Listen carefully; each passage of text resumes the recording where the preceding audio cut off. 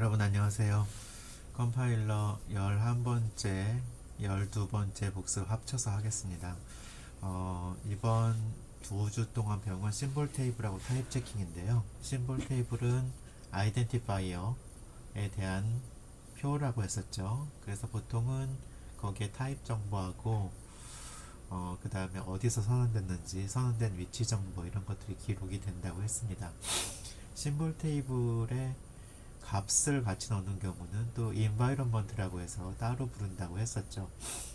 심볼 테이블은 타입 체킹을 위해서 필요한데요. 내가 쓰는 아이덴티파이어 식별자의 타입이 뭔지 정확히 알아야 되기 때문에 그 타입 체킹을 위해서 필요합니다. 그런데 보통 이제 언어에 대해서 잘 모르는 사람들은 좀 오해를 하는 경우가 있어요. 타입에 대해서 타입 리스 랭귀지라고 있잖아요. 무 타입 언어라고 보통 번역을 하기도 하는데, 타입 리스 랭귀지의 경우 타입이 없는데 무슨 체킹할 게 있느냐, 타입 체킹이 필요하지 불필요한 거 아니냐, 필요하지 않은 거 아니냐, 이런 생각을 할 수 있는데 그렇지 않아요. 타입 리스 랭귀지라고 하더라도 실제로는 타입을 명시적으로 선언하지 않는다는 것 뿐이지 내부적으로 타입이 있어요. 왜냐하면 타입이 없으면 연산을 수행할 수 없거든요. 여러분들 연산자는 어떤 타입의 데이터를 가져가고 있습니다. 그래서 여기 보시면 it is not true 이렇게 되어 있잖아요. 타입 체킹, 타입 리스 랭귀지라고 하더라도 타입 체킹은 꼭 필요하다 이런 얘기를 했습니다. 자, 그리고 타입 리스 랭귀지는 그럼 어떻게 구현을 하냐면 타입 인포메이션이 이제 인터프리트를 하든지 어떤 식으로 하든지 간에 그게 추가로 들어가 있죠. 거기에 들어가 있고, 만약에 그 인터프리터가 된다면 실제로 그 아이덴티파이어에 대한 정보가 어디 메모리에 있겠죠. 거기에 타입 인포메이션이 같이 저장되는 형태로 이렇게 되어 있습니다. 자, 그리고 스코프 룰하고 타입 체킹, 심볼 테이블은 사실은 스코프 룰도 같이 관리를 해야 되는데요. 여러분들이 프로그래밍 랭귀지를 미리 배우지 않았기 때문에 스코프 룰하고 타입 체킹을 같이 좀 설명을 드리겠습니다. 스코프 룰하고 타입 체킹은 아주 밀접하게 관련되어 있는데요. 스코프 룰에는 렉시컬 스코핑, 다이나믹 스코핑 두 가지가 있어요. 타입 체킹은 타입을 배정하는 방법은 스태틱 타이핑, 다이나믹 타이핑 두 가지가 있어요. 여러분들 이 두 가지는 전부 다 언어의 속성이에요. 랭귀지 프로퍼티예요. 임플리멘테이션하고 상관이 없어요. 여러분들이 컴파일 방식으로 구현을 하든 인터프리터 방식으로 구현을 하든 어떤 언어에서 이 두 가지를 정의를 하고 있습니다. 그러니까 다시 말하면 여러분들 그 언어 설계서 만들었잖아요. 거기에 이런 정보들이 들어가 있어야 되는 거죠. 보통 우리가 그 컴파일되는 방식, 컴파일 방식의 언어는 다 스태틱 타이핑하고 렉시컬 스코핑을 써요. 인터프리터 방식은 두 가지를 씁니다. 렉시컬 스코핑을 쓰기도 하고 다이나믹 스코핑을 쓰기도 해요. 렉시컬 스코핑은 요즘에는 뭐 인터프리터 방식도 대부분 다 렉시컬 스코핑을 써요. 파이썬, 루비 이렇게 되는 거죠.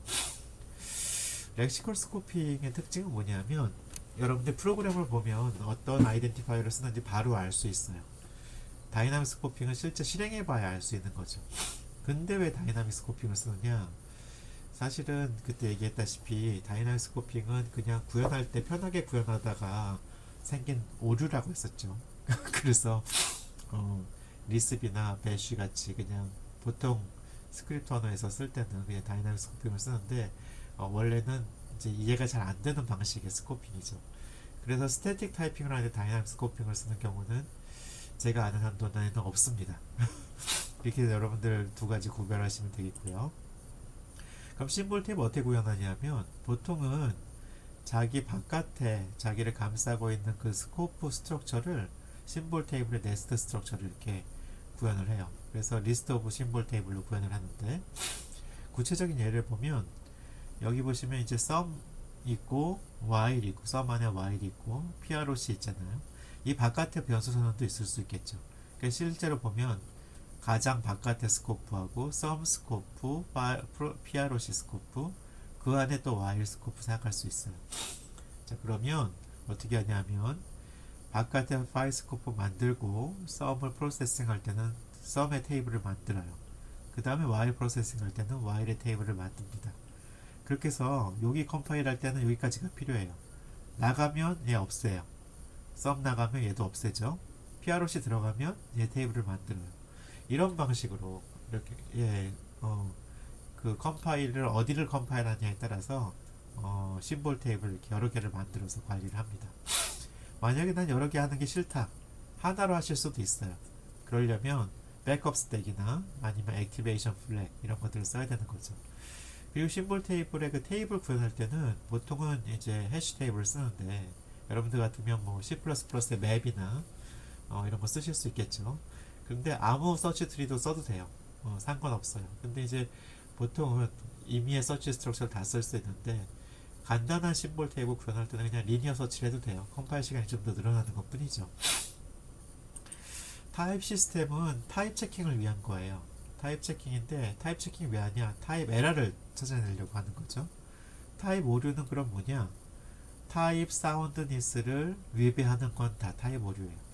타입 사운드니스란 뭐냐면 만약에 A의 타입이 X로 선행이 됐고 F라는 펑션의 타입이 X를 받아서 Y를 내는 걸로 선행이 되어 있다면 FA는 항상 Y여야 된다는 거죠.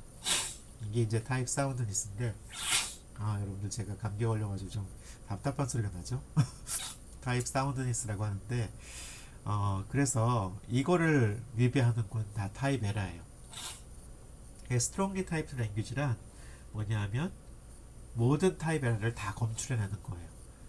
그걸 스트롱리 타입 랭귀지라고 하는데 스트롱리 타입 언어라고 하는데 그러면 타입 에러 이렇게 타입 검사를 어떻게 하냐면 타입 컨스트럭터로 생각을 해요.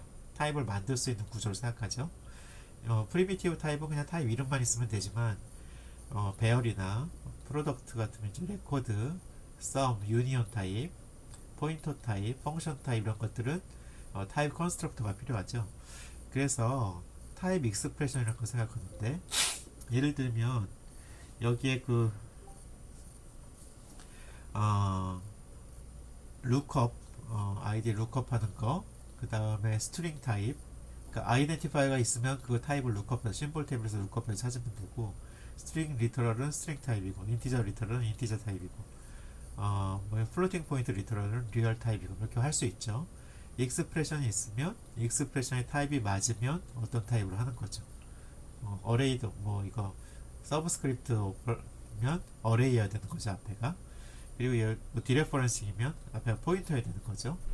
이런 펑션 콜이면 얘가 펑션 타입이어야 되는 거죠. 이런 식으로 타입 체킹을 합니다. 자, 근데 가만히 보시면 여기 else 파트 보시면 다 그냥 에러예요. 자, 그러니까 굳이 에러인코 하지 말고 참인코만 표시할 수 있겠죠. 그래서 그렇게 우리가 체킹하는 거를 이제 타입 어서션이라고 합니다. 예를 들면 E1이 타입 T여야 된다는 거는 E sub 1이 T sub 1이다 이렇게 표시할 수 있고요. 이렇게 하다 보면 이 타입 룰을 가지고 타입을 유추해낼 수도 있어요. 단순히 체킹만 하는 게 아니라 유추할 수도 있는데 그럴 때는 보통 이런 어서션을 씁니다. 타입 어서션을 쓰는데 그리고 타입 어서션이 이 어서션이 만족될 때 이 결과가 만족된다 이런 걸 유추할 수 있는 거죠. 그래서 마치 디덕티브 시스템 같이 이렇게 쓸 수 있는데 여기에서 이 아자 비슷한 이걸 뭐라고 하냐면 프로버블이라는 뜻이에요. 그래서 감마라는 타입 인바이러먼트에서 i라는 어서션이 프로버블하다는 걸 이런 식으로 쓰는 거죠. 자, 그러면 앞에 있었던 우리 코드를 이렇게 수학 공식처럼 인퍼런스 룰처럼 쓸 수 있어요. 하이포테시스가 없을 때는 아무 인바이러먼트 필요 없이 스트링 리터럴은 스트링 타입이다 이렇게 쓸 수 있는 거죠. 마찬가지로 아이덴티파이에 대해서도 그렇게 쓸 수 있는 거죠. 여기 타입 인바이러먼트 타입 테이블 타입 인바이러먼트가 있으면 아이디의 타입은 거기서 찾으면 된다는 거죠. 자, 여기는 간단한 이그젬플만 있는데 여러분들 더 복잡한 예는 강의 자료 더 보시면 돼요. 거기 보시면 좀 더 복잡한 예가 있었고요. 그리고 수업 시간엔 좀 더 복잡한 예를 들었던 것 같아요. 그 화이트보드에 써가면서 그거 보시면 되겠고요. 자, 어쨌든 여러분들은 이렇게 인퍼런스를 하든지 아니면 체킹을 하든지 이런 코드를 작성하셔야 되겠죠. 그러려면 이런 룩업 기능을 했잖아요. 그러니까 심볼 테이블이 필요한 거예요. 그때 이런 심볼 테이블들이 있어야 되는 거죠. 요약하면 여러분들 심볼 테이블은 아이덴티파이어의 스코프하고 타입 체킹을 위해서 필요한데 심볼 테이블 어떻게 구현하냐 하면 링크드 리스트로 보통 구현한다. 리스트 오브 테이블로 구현한다. 이렇게 생각하시면 되고요. 물론 각각의 심볼 테이블은 해시 테이블이나 서치 트리 같은 걸로 구현할 수 있고요. 타입 체킹은 타입 에러를 검출하기 위한 건데 타입 에러란 타입 사운드니스를 위배하는 것을 말한다. 그리고 타입 인퍼런스 룰은 이렇게 분수 형태처럼 쓸 수 있는데 그러니까 하이포테시스하고 컨클루전 형태 그런 형태로 쓸 수 있는데 이거는 디덕티브 로직, 디덕티브 시스템하고 아주 유사하다. 이런 것들에 대해서 배웠습니다.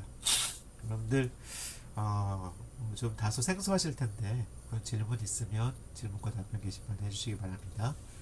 오늘 복습은 여기서 마치겠습니다. 수고하셨습니다.